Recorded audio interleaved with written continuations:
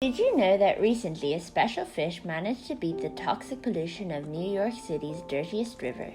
Fish with a special set of genes that make a key poison-shielding protein were the only species to survive the pollution in the Hudson River. They, in turn, passed their protective genes onto their offspring. These fish survived through a process called natural selection.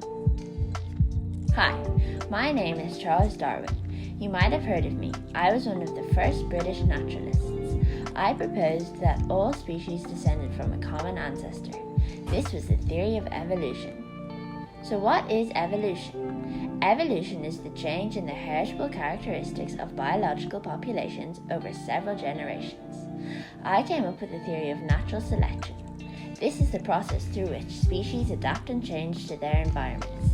This means some individuals have traits that help them to survive better than others. These adaptations are then passed on to their offspring, and over time the adaptation becomes more common in the population. Natural selection can lead to speciation, where one species becomes a new distinct species. This process helps drive evolution and explains the diversity of life on Earth. Speciation occurs when a group within a species separates from other members of its species and develops its own unique characteristics. There are 4 types of speciation. Number 1, allopatric speciation. This occurs when a species separates and becomes isolated from one another by a physical barrier. This makes it impossible for the groups to interbreed, and a new species is formed by the animals adapting to their environment and passing on genetic characteristics. Number 2, peripatric speciation.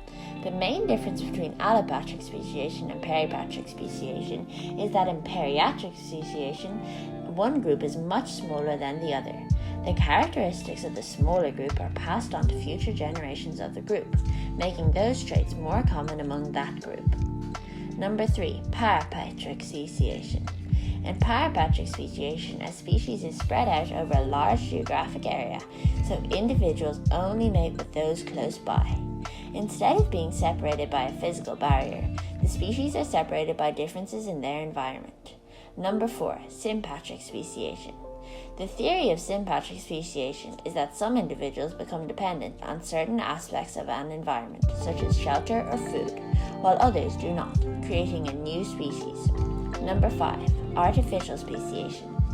Artificial speciation is the creation of new species by people. This is achieved through lab experiments where scientists mostly research insects like fruit flies. Speciation that means that all species must come from a pre-existing ancestor. This also means that all species must come from a single common ancestor. The name given to this ancestor is LUCA, which stands for the Last Universal Common Ancestor. We hope you learned something new about evolution. Thanks for watching. See you next time.